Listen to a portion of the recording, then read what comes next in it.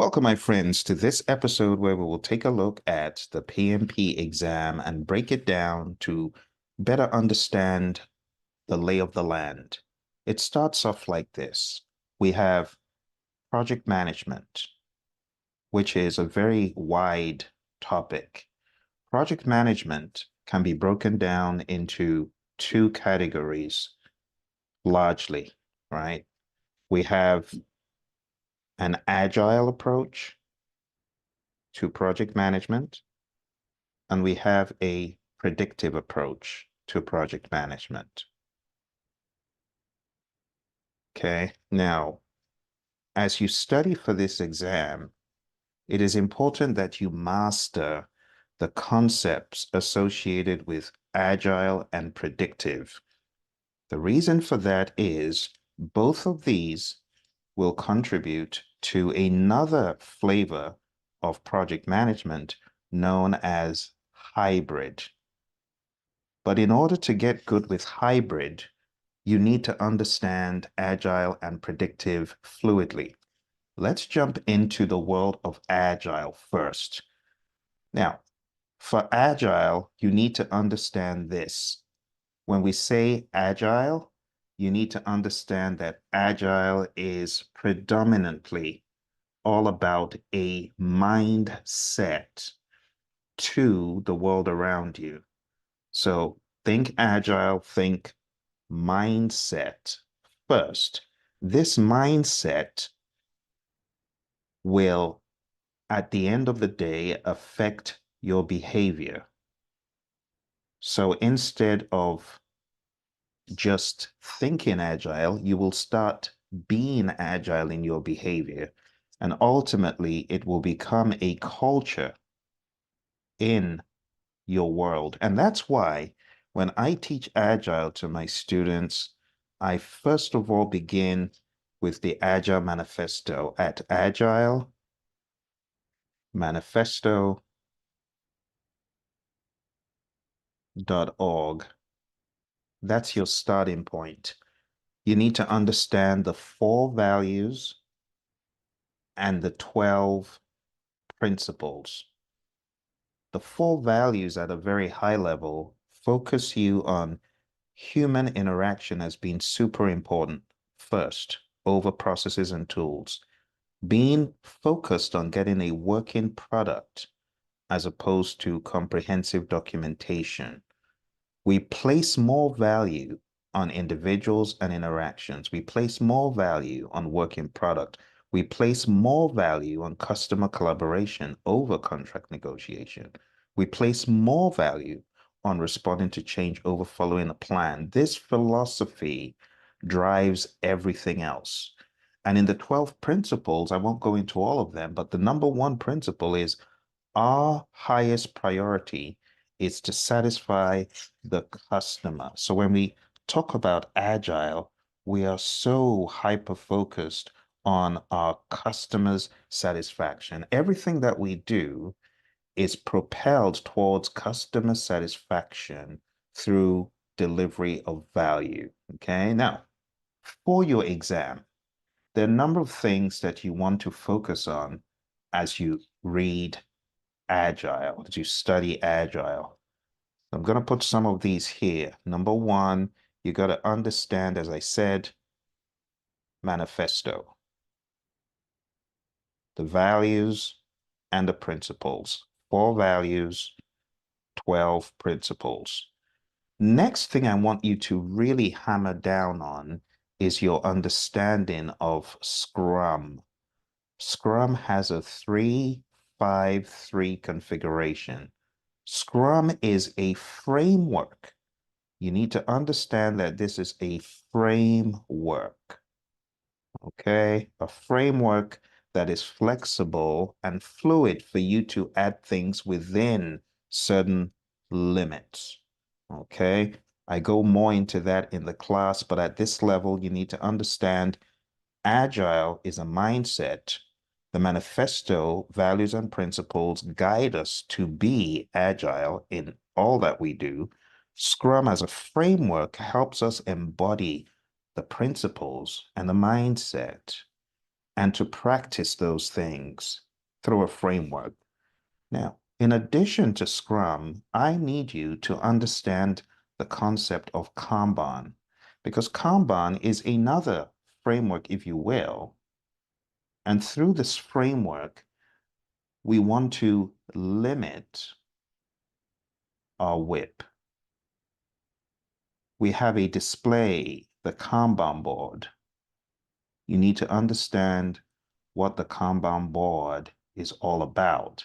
The Kanban board is a transparent way of showing what is happening at any point in time, similar to the concept of the backlog used in Scrum. As you study for this exam, my friends, you also need to add your understanding of lead time and cycle time. And as you study Kanban, this will help you. Now, remember, as we're studying Scrum, there's going to be other things that come into play within Scrum. So even though this is not technically part of Scrum, you need to understand the concept of user stories for your exam, right? You need to understand what this 353 is all about. So we're talking about the sprint planning, the daily Scrum, the sprint review, and the sprint retrospective. Understand all those. You also should understand things not talked about here, like in the world of the PMI, they talk about backlog refinement in the Agile Practice Guide. Understand that. Understand the concept of servant leadership. Understand the concept of backlog preparation. These are things talked about in the Agile Practice Guide.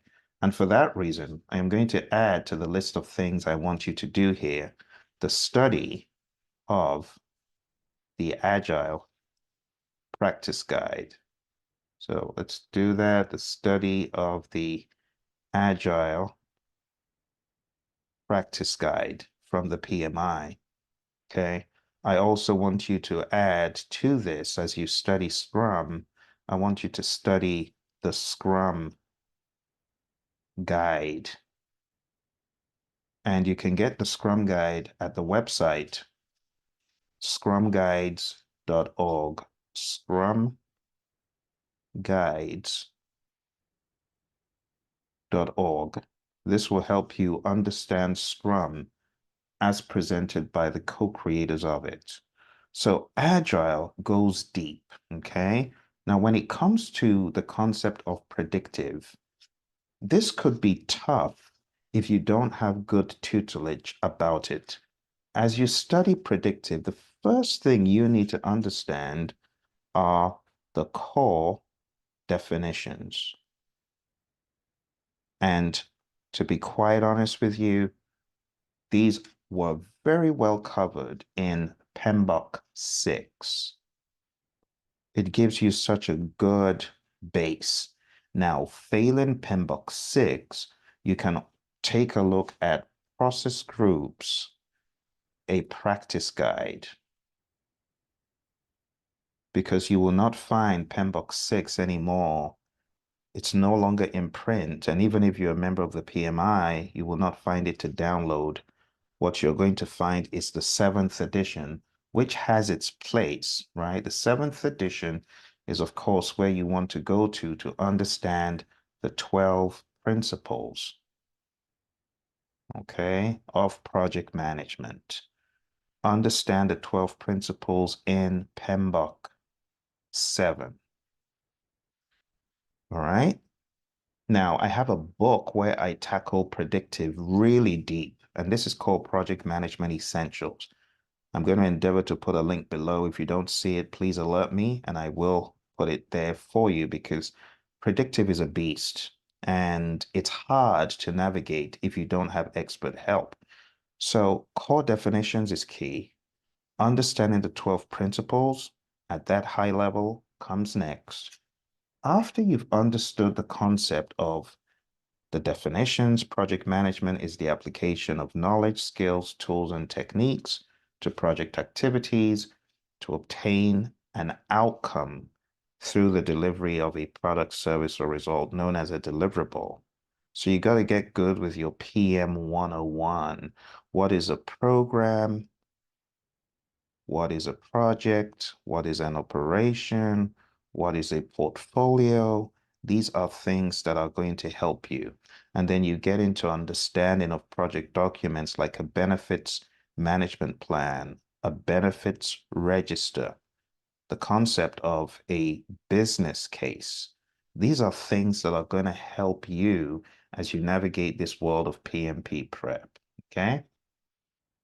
Now, beyond the understanding of the core definitions and the 12 principles, you want to begin building some very firm understanding of the framework, which is known as the 5 process groups. 5 process groups are: I prefer eating mangoes chilled. What does this stand for? This is just initiating, planning, initiating, planning, executing, monitoring and controlling,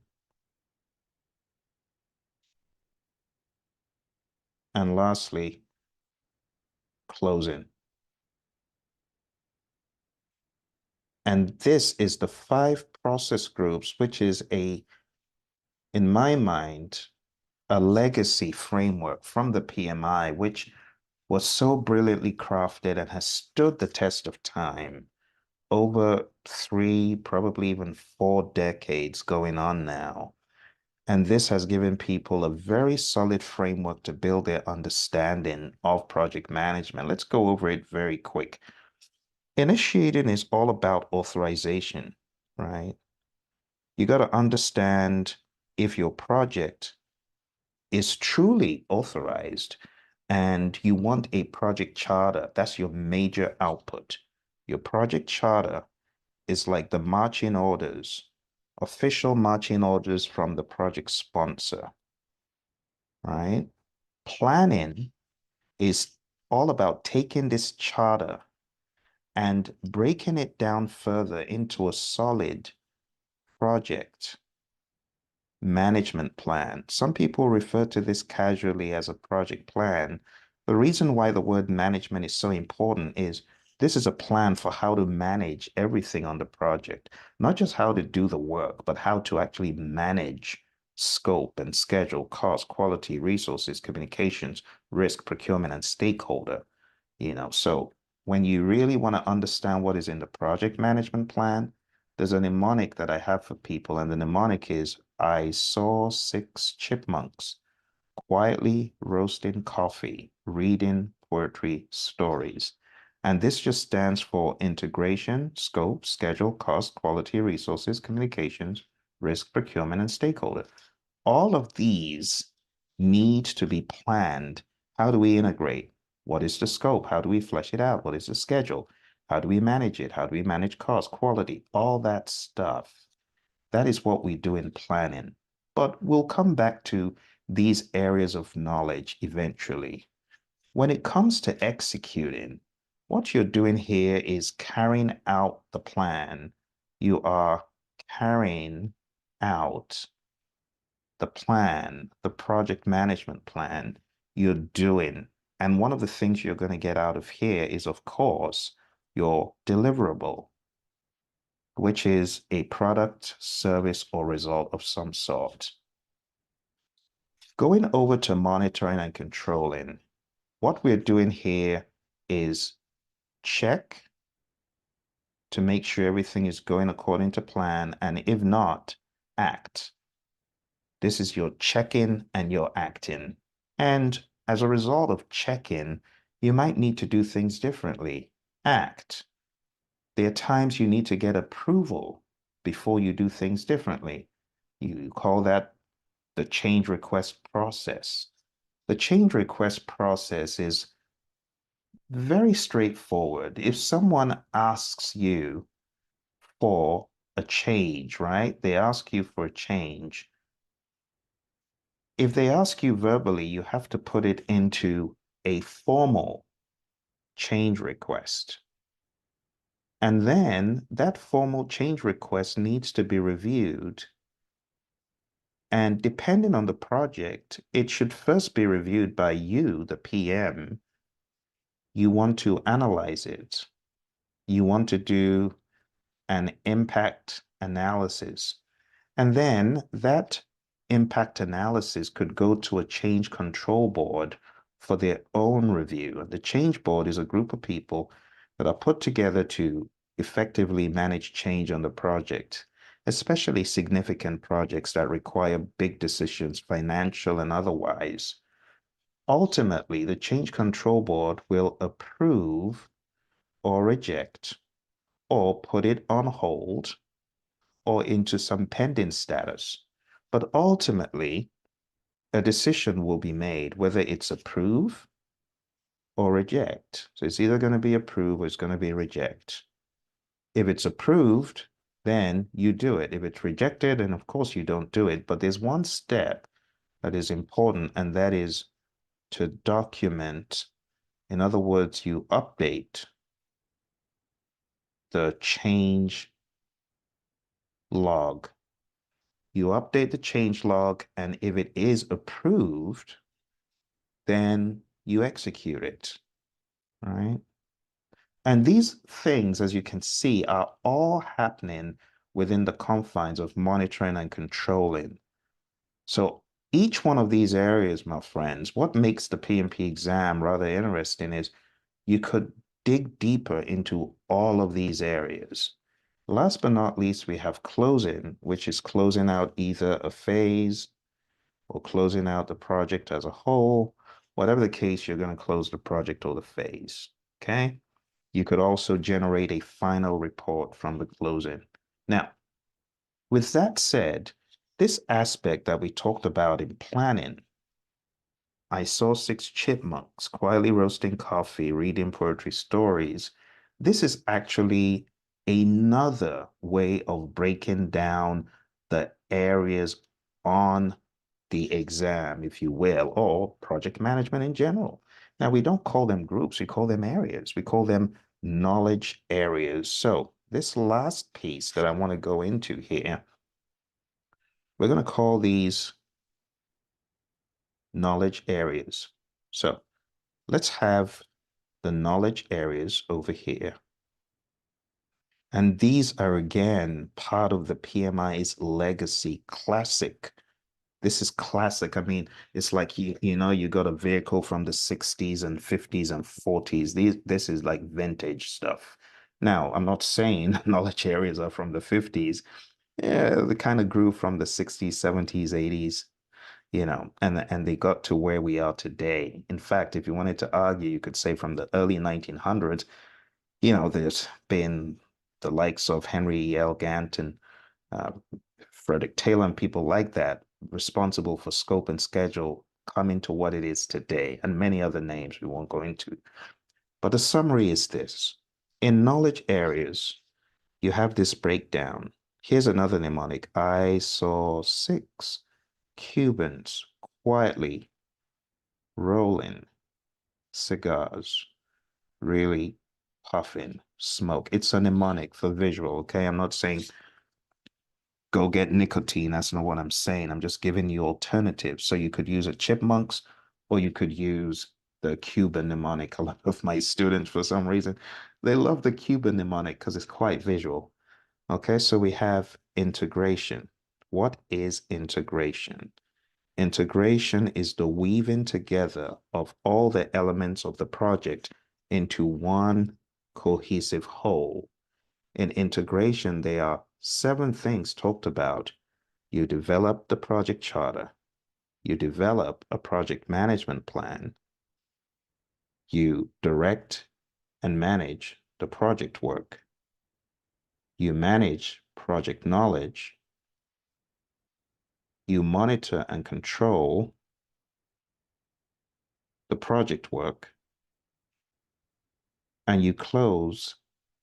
But before you close, You perform integrated change control, close project or phase. You can see this gets quite involved. 1, 2, 3, 4, 5, 6, 7 things. Now, you need to know what you're doing in these 7 things.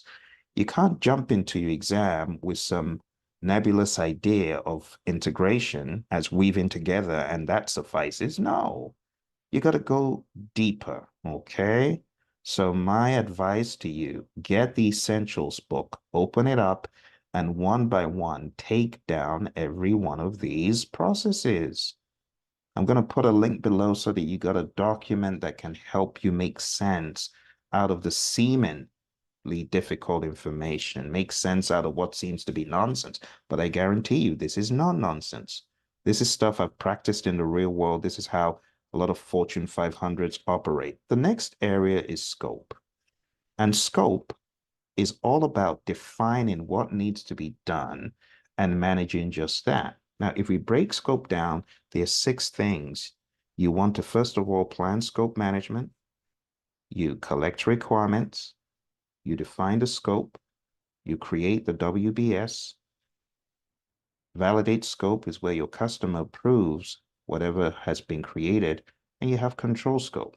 You have 1, 2, 3, 4, 5, 6 things. Now let's pause for effect and zoom out. You see, it's like a map when you go to the mall and it says you are here. Do you see how deep this goes, my friends? This goes deep. And what I'm doing now, I tell you, you don't find a lot of videos that do this. So I want you to big this up by giving it a like. I want you to help me by subscribing to the channel. And I want you to share this with one of your friends that's pulling their hair out about this crazy exam. Because I'm giving you a method to the madness right now. Okay. So we've talked about integration and scope. Very quickly, let's go into all the other areas. Schedule. Schedule management is all about the timeline. And when we talk about the timeline, it means you are defining the timeline. You are charting the course. There's 6 things you need to do here. We plan, schedule management. We define activities, sequence the activities, estimate the activity durations, we develop the schedule, and then we control the schedule. 1, 2, 3, 4, 5, 6 things. Then we move to the next area, which is cost. In cost, we plan cost management, we estimate costs, we determine the budget, and we control the cost. 1, 2, 3, 4 things you do in cost. Then we move into the area of quality. Quality is pretty straightforward. There are 3 things we do. We plan quality management, we manage quality, and we control quality. Plan quality management, we develop a plan for how to manage quality. Manage quality, we carry out the plan with quality audits and problem solving if things are going off. And then control quality is where the inspection happens from you, the performing organization. Now, control quality is very tightly linked with validate scope. Why is that? Why is this linkage? It's because in validate scope, your customer is checking the deliverable after you have done control quality where you checked the deliverable. So there is a method to this seemingly madhouse. There's a way we do things, and we're doing things for a reason. Next, we have resource management. Resource management, again, is another beastly one because there are 6 things that happen. And before you exam, you just need to understand all 6. We plan resource management. We estimate activity resources. We acquire resources. We develop the team. We manage the team. And we control the physical resources. Number 1, we create a resource management plan. Number 2, we estimate the human equipment, material supplies, and facility resources. Number 3, we acquire those resources. Number four, we hone in on the humans and develop the team, build a team, synergize the team, mentor, train, coach, get them to optimum, and that never stops. It's not a one-time thing. This happens all throughout the project. Manage team, we give them feedback. We help guide them. Manage is all about helping the team get to its optimum.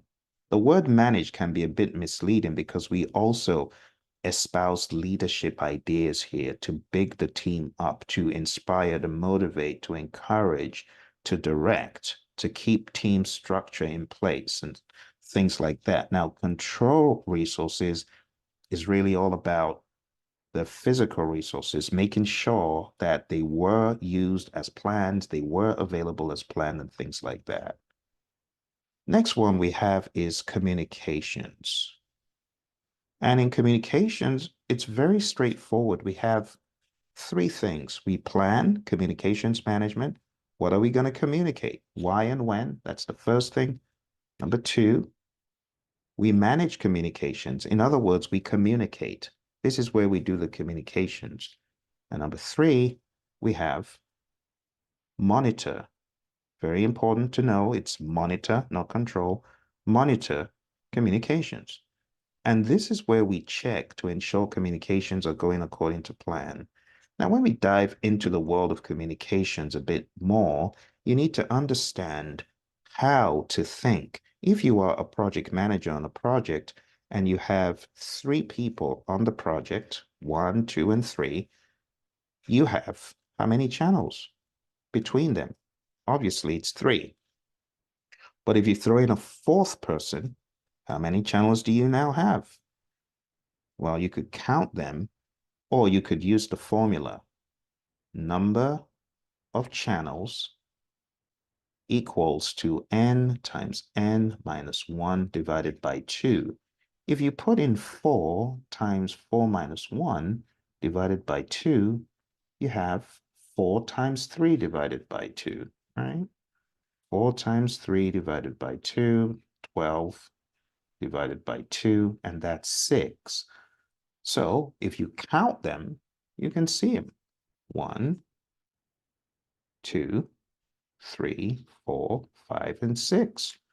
But you don't have to count them when you've got a formula. Now, someone says, but Phil, is this formula going to be tested on the exam? No, it used to be. It's probably not going to be tested. But what this helps you understand is if you're a project manager with 13 people on your project, you could potentially have 13 times 12 divided by 2. Think about that. Lines of communication. Now, what should you do as a sensible project manager? Well, as a sensible project manager, this would probably give me 156, if I'm not mistaken, divided by 2, and that will give you 78. You have 78 potential lines of communication. Wow, that could be very problematic. So what could you do? You could stem the communication. You could limit it between various channels. That is what this is getting you to think about. Just to give you some context for what you might have heard about in project management space. The next one is risk. Risk is a beast. Risk has 7 areas of concern. Number one, you want to plan risk management. Number two, you want to identify risk. Number three, you want to perform a qualitative risk analysis. Number four, you want to perform a quantitative risk analysis. Number five, you want to plan risk responses. Number six, you want to implement the risk responses. And last but not least, you want to monitor the risks. So this could be quite beastly to manage. Number one, create a plan for how to manage risks. Number two, identify the risks. Put them in a risk register where you have the risk, you have the ID of the risk, you have things such as the risk score. You have the person assigned. You could say, you have the risk owner, you have the risk action owner, and many things like that, which I won't get into here because this risk register is going to be populated all throughout the project. Okay, so in here, qualitative risk analysis, that's going to be our risk score. Quantitative risk analysis, we could also have the expected monetary value, which we get from there. And that could be something else, on and on. The risk response, you could also plan the risk response. Are we going to accept? Are we going to transfer? Are we going to escalate? Are we going to avoid? Are we going to mitigate? What are we going to do? If it's negative, all that stuff will also come into play. So this, my friend, is not a one-time thing. This happens all throughout the project. We're always thinking about risk. We should. Now, when it comes to quantitative risk analysis, be aware that quantitative is different from qualitative. Qualitative risk analysis is very similar to this, right? Qualitative risk analysis in the area of the risk score, we could have the probability rating and the impact rating. If the probability rating is a 5 and the impact rating is a 2, then the risk score, and this is qualitative. Remember, this is qualitative. The risk score is going to be the probability rating times the impact rating, and that will give you a 10. If you had another risk of a 3 and a 5, then the risk score would be a 15. This score is qualitative. It is not absolutely quantitative. It's on a scale. That's not quantitative. That's qualitative. Now, quantitative is different. In quantitative risk analysis, we're talking about absolute probability and impact. So if there's a risk with a probability of happening being 30%, and let's say the impact from expert judgment or from historical discovery is 50,000, then what we call the expected monetary value or risk magnitude, right, is going to be equal to probability times impact. But remember, this is in percentage times the dollars. So this is going to be in dollars, and this would be 15,000, right? That would be 15K. This would be your expected monetary value, or people would say exposure for that risk event, if you will. Now, this is a bit of a primitive way of looking at it, but for your exam, it's important you understand risk score is not quantitative. Expected monetary value is. That's a little bit deeper than what I would expect to find on the exam, but nonetheless, it is helpful to know it, okay? That's number 4. Number 5 is planning risk responses.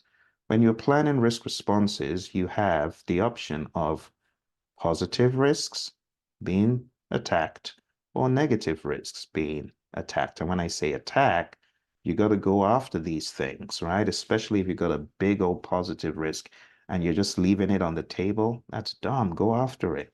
So for positive risks, we have the easy approach, EASEE. And what does this mean? You can escalate, you can accept, you can share, you can exploit, or you can enhance. And that's what I call the easy mnemonic for positive risks. Or you could A-team it if it's negative. What do I mean by A-team? Well, again, you can avoid, that's the A. You could transfer, you could escalate, you could accept, or you could mitigate. And that's what the A-team mnemonic is. But A-team is for negative, easy is for positive. And that's how you think of planning risk responses. Then number 6, you would implement the risk responses. And number 7, you would monitor the risks to make sure that they do not go beyond what you initially thought. And if they do, you need to update your risk register. Okay. Now, a very good view of what a risk register could look like is something like this, right? You have so many potential fields. I can't go into all of them here, but I can give you some ideas, right? So for your risk register, you could have your risk ID. It could be as simple as a 001, a 002 and stuff. Then you could have the risk cause, right? Then you could have the risk itself. Then you can have the risk effects.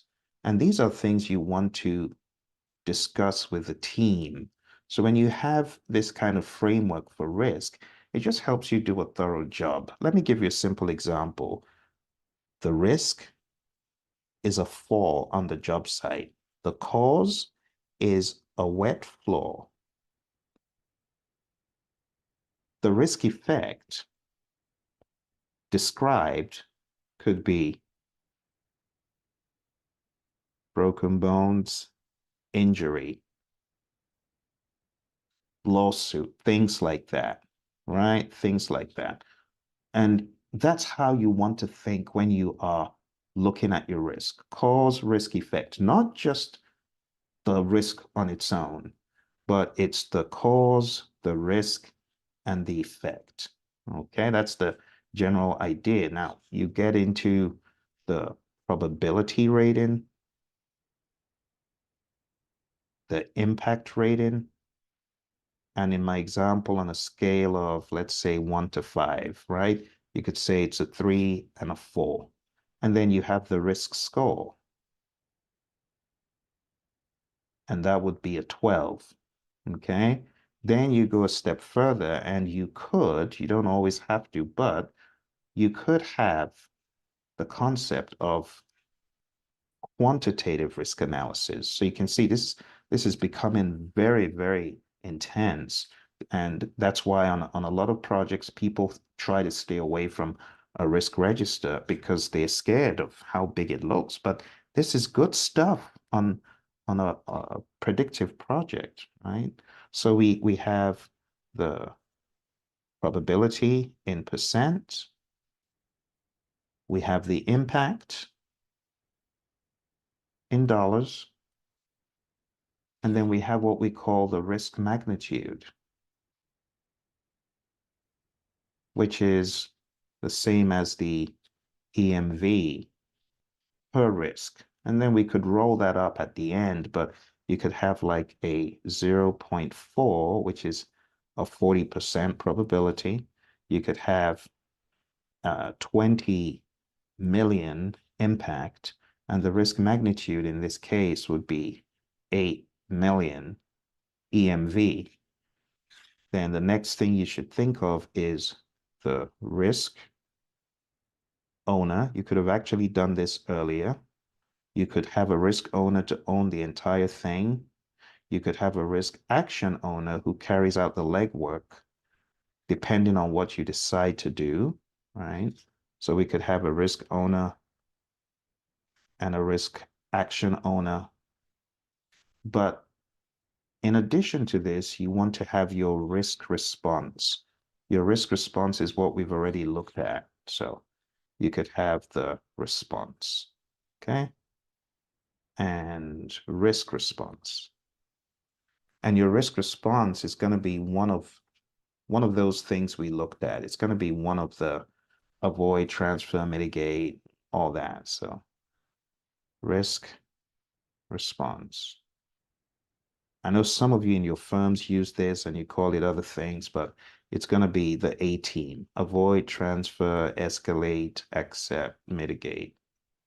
And you could say, okay, with this, we want to avoid, right? And you could have a description of the avoidance scheme. You could say, clear the floor and designate someone to be there 24/7. Designate uh, uh, a janitor 24/7 at the entrance. And that's your avoidance strategy. Your avoidance strategy is to make sure there's always someone there such that the floor never is wet.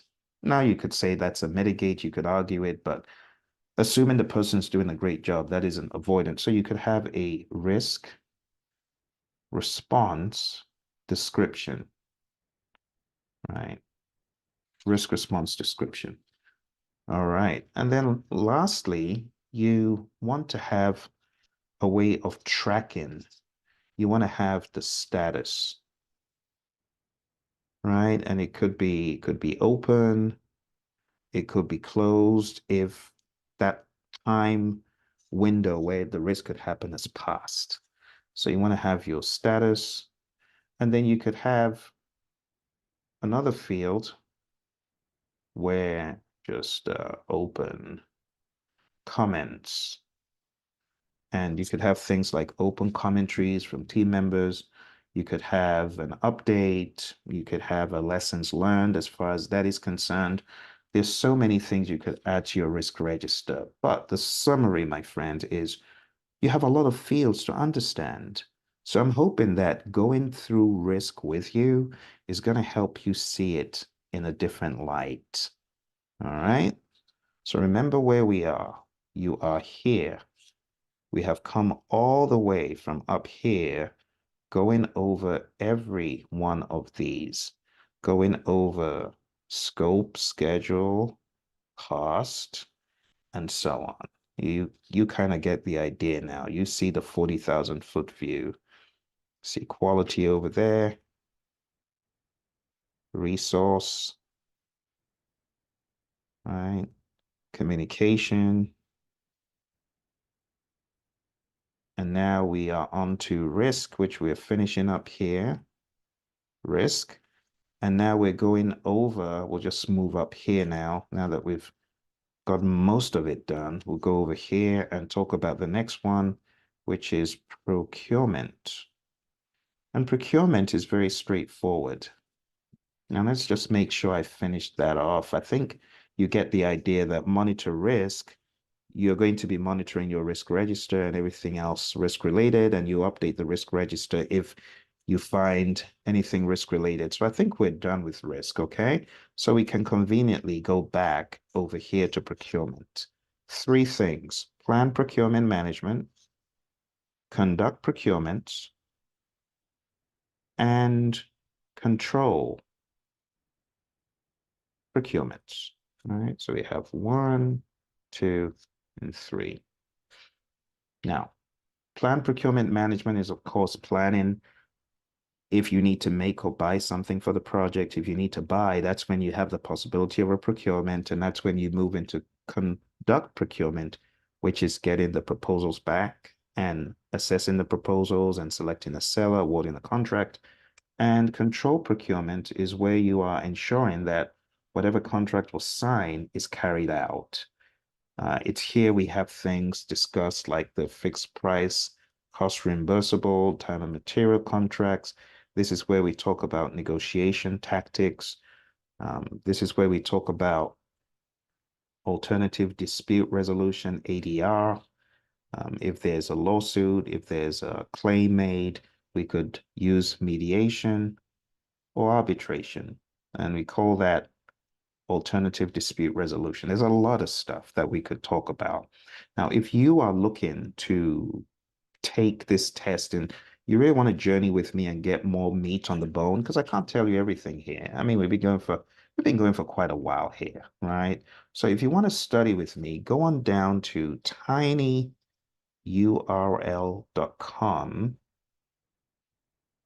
And this is for on demand. If you want to study on demand with me, okay? tinyurl.com/elite PMP. So you can see how deep I go, but I make it pragmatic so that you don't get lost. So think about your exam like this, right? This is below the surface. This is you over here. You could choose to go yay deep, or you could choose to go where the oil is. That's where I'm going. So if you want to be on a course where definitions are not just thrown at you and you're not just left high and dry, and you have access to discuss, go on down to this link. If you want to be in a live class with me and you want to get training even beyond PMP, because after PMP, you need PDUs, right? If you want that, go on down to hpmexam.com, because I have a program here that will help you get certified. But not just that, I will support you with 10 PDUs after you get certified and teach you how to be a real success. So this is for live via Zoom, right? And I've got a ridiculous steal going on right now that you will get PMP training plus success after the PMP, everything to do with how to navigate life after the PMP exam, how to be a real success based on the great work of my mentor, John C. Maxwell. If you want to be part of that, go to hpmexam.com and you'll have a lifetime support from this training I give you. You will not be lost. You'll have direction. Okay. So those are two places I recommend you go if you want on demand or if you want live via Zoom, go to those places. All right. The final thing we're going to talk about here, my friends, is stakeholder. Stakeholder. Stakeholder management. There are four things that happen. Number one, identify stakeholders. It almost caught me there. The next one is plan stakeholder engagement. The next one is manage stakeholder engagement. And the last one is monitor stakeholder engagement. So all the stuff I'm bringing to you here, my friends, this is all from memory. I'm not looking at any book to give it to you. And I believe you can do the same. You can get this level of depth, this level of understanding, but you should watch this over and over again. So I want you to bookmark it. I want you to hit like. I want you to subscribe. I want you to stay in zone because I'm telling you, this is more PMP training than a lot of classes give you. In fact, I want to wager that no class breaks it down like this because this is my signature breakdown of the exam.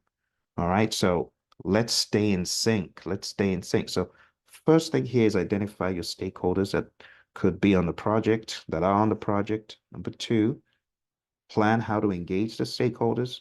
So this will give you a stakeholder register. This will give you a stakeholder engagement plan. Manage stakeholder engagement is where you are engaging with the stakeholders. Right. This is where you are working with them. This is where they're working with you. This is where you're in sync and in synergy. And number four, monitor stakeholders. This is where you get good old feedback. This is where you get feedback to know if you are engaging them right, if they are happy about things, and if not, take that information, put it back into the pipeline, replan stakeholder engagement, do again, and get feedback. And if the feedback is good, then sustain it, keep doing great things. So far, my friends, we've talked about agile and predictive, but wait, you know there's more. There's more. We have to talk about hybrid and then I'll let you go. All right, let's talk about hybrid. There are four hybrid models talked about by PMI in the Agile Practice Guide. I want to show you these very quickly before you jump off the call today. So let's look at them one by one. Number one, we have Agile development followed by a predictive rollout. And this could be used when you developed software using an Agile approach, but the rollout is predictive. This is talked about in Agile Practice Guide. Just look around pages 27 to 29 thereabouts, and you'll see what I'm talking about, right? So we have the Agile development followed by a predictive rollout. Okay, let's go back if I can. Let's go back. Thank you. Zeet board. This is a very interesting tool. The second one is what I call an agile predictive sub. like a sandwich, right? You have agile and predictive, agile and predictive simultaneously for various parts of the project. Or it might even be one part of the project that is subdivided into agile and predictive. Okay.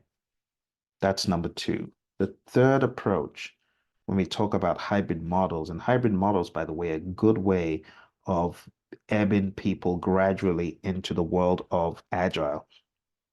Number three is having a largely agile approach with pockets of predictive, a little smattering of predictive approaches. And it could be anything such as, okay, we're using a largely Scrum approach, but we are building in a concept of a WBS. So we're building in a concept of the schedule because it works with a specific project or it works for certain stakeholders. You see, there are no rules when it comes to combining these approaches. And you got to be agnostic on your exam. You got to be able to blend both. Okay, both in mind and in deed. The last one is a largely predictive approach and a smattering of some agile. So, for example, imagine you're doing an approach that is largely based on the 5 process groups, but you throw in a little bit of some daily stand up. Well, that's going towards agile, or you throw in a concept of using some little bits of a phase could be done in iterations, whereas the rest is done using a predictive approach. So that's what we're talking about. Okay. And those are your 4 approaches to hybridization. With this understanding, my friends, you are almost done with everything you need to know for your PMP exam at this high level. But let's tweak this to talk specifically about PMP project management. To get a good idea of PMP project management, you need to understand the 3 exam domains. And the 3 exam domains are people, process, and business. Okay. Now, you saw how deep I went in all these areas, my friends. People at a high level is all about humans on the project, how they interact, how they synergize, how they overcome the concept of conflict. Conflict is big, leadership is big, management of the team structure is big, coordination and facilitation, things like that, emotional intelligence. You need to get good with those. For process, a lot of the process stuff is covered in Scrum, Kanban, and the process groups and knowledge areas. So process is 50% of your exam, and a lot of it is about the process groups, the knowledge areas, the frameworks, anything framework related, right? The tools of project management. You could call them methods, you could call them models, you could talk about the artifacts, whatever you want to call them. Some people will call them inputs and outputs, and that's okay. But the exam is not hyper focused on the names they call it. It's really, why am I using a business case? How does it differ from a benefits register? Why am I using a work performance report as I am taking a look at my change requests? What would that help me do? Would it help me if I took a look at a work performance report as I'm making a decision on change requests? How? How do I solve problems? How do I work with a team to find resource related solutions? Or quality related solutions. All of this stuff they're going to ask you. And that's why the people piece, which is 14 tasks, the process piece, which is 17 tasks, and the business piece, which is all about applying business thinking to project management, which is 4 tasks. This stuff cannot be talked about in a few minutes. For these domains, you need to go deeper. And that's why in the very beginning, I said, if you want to study more with me, go on down to tinyurl.com/elite PMP, or if you want to be live, go on down to hpmexam.com. But I have another solution for you, you see. If you really want to go deep on the people, process, and business, I have a free solution for you. And this free solution, you can get it going down to the website. Just go on down to pmp.pmradio.org. If you go to pmp.pmradio.org, you can study with me for free for an additional 30 plus hours. That's right. I have over 30 hours of free videos over here. But all I ask from you is that you big up this video so that other people are aware of this treasure trove of free content. I call this 40 days to PMP exam success. In other words, I'm putting it to you that you can get certified in 40 days. If you follow step by step, if you have material that can help you, such as books and content, this is what I want you to do. Now, you might say, okay, Phil, but I don't have a study guide that can help me. Is it just videos I'm going to use? Now, while these videos are awesome, it would be really cool if you got the 40-day system in the book called PMP Exam Immersion. It's called PMP Exam Immersion, and it will immerse you into the world of the PMP. And this is also available if you wanted it. And I'm going to show you the link.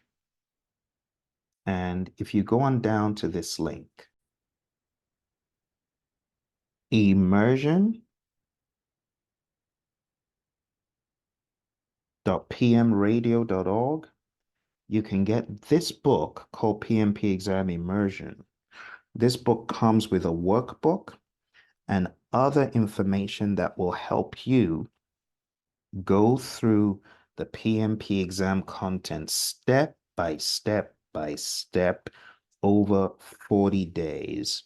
And all you need to do is combine that with the other content that I showed you. And by the time you're done, you would have a very robust idea of the exam. You will have clarity.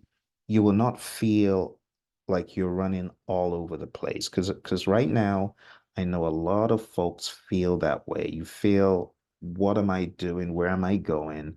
I have no clarity. But as I've shown you here, my friends, clarity on the exam is possible. It is possible. And when you come on the program, either in the book or in the classes, you will have more finesse, more class to your act as a project manager. So I hope you found this to be helpful. Hit the like button, subscribe so that we're in touch. Okay, and if you have any questions, please put them in the comments below. I wish you all the very best. You take care and